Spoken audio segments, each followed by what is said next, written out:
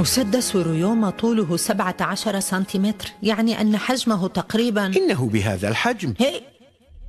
لقد حمله ريوما قبل 150 سنة، وورد ذكره في رسائل ريوما إلى أخته أوتومي. طوله 17 سنتيمتر، يسع 5 رصاصات، ومع حجمه المتواضع يصيب هدفه بدقة من بعد 300 متر.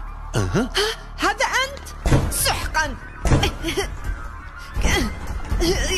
كيف أدخلت المسدس؟ كيف تجاوزت حساسات المعادن؟ بسهولة. علمت بأمر الحساسات سلفا وعطلتها، ولم ينتبه أحد على ذلك. ولكن بصراحة ألمني ظهري من ثقل الأشياء. واعلم أني أتيت لإعادة كنز التنين، ولن أسرق أي شيء آخر، فلا تقف في طريقي. وداعا. أيها الخبيث، انتظر.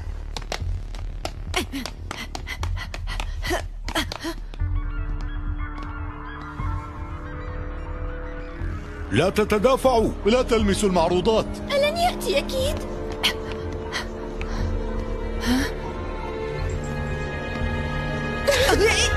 اتركيني!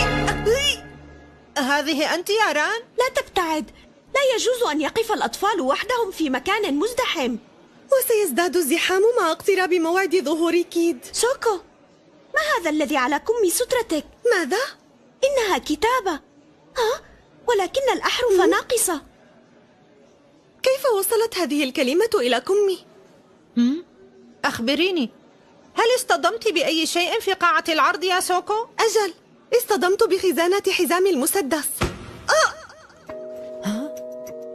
على مهلك يا ولد، لا تكشف خدعتي الآن. ترى هل سيتمكن كيد من الدخول مع كل هذه الحراسة؟ أرجو أن ينجح في الدخول، فكايتو كيد حليفنا الآن لا عدونا، وسيقدم لنا خدمة العمر. أنتما في مزاج جيد. لا تبدوان للناظر خائفين من أن يسرق لص التحف القيمة. وما أدراك بهذا يا ولد؟ لن يسرق كيد أي شيء. هذا صحيح، قال كيد إنه سيعيد كنز التنين اليوم، ولم ينوي سرقتها. هل أنتما واثقان بكيد؟ بل واثقان بكفاءة الشرطة. انظر حولك، عدد رجال الشرطة أكثر من عدد زوار المعرض جميعا. ولكن الشرطة أخفقت مرارا وتكرارا في القبض عليه. صحيح، سلامة إصبعك المجروح. ليلزم الأطفال منازلهم. ذاك الولد المشاغب يبدو أنه قد اكتشف خطتي.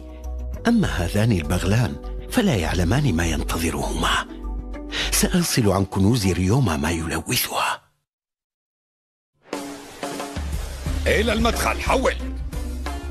الوضع طبيعي، ما من حركات مريبة. وما وضع حساسات المعادن؟ بخير، لم يصدر أي إنذار يدل على وجود مسدس. إلى قاعة العرض، حول. ما من حركات مريبة في قاعة العرض أيضا يا سيدي. ترى هل سيظهر كما أخبرنا؟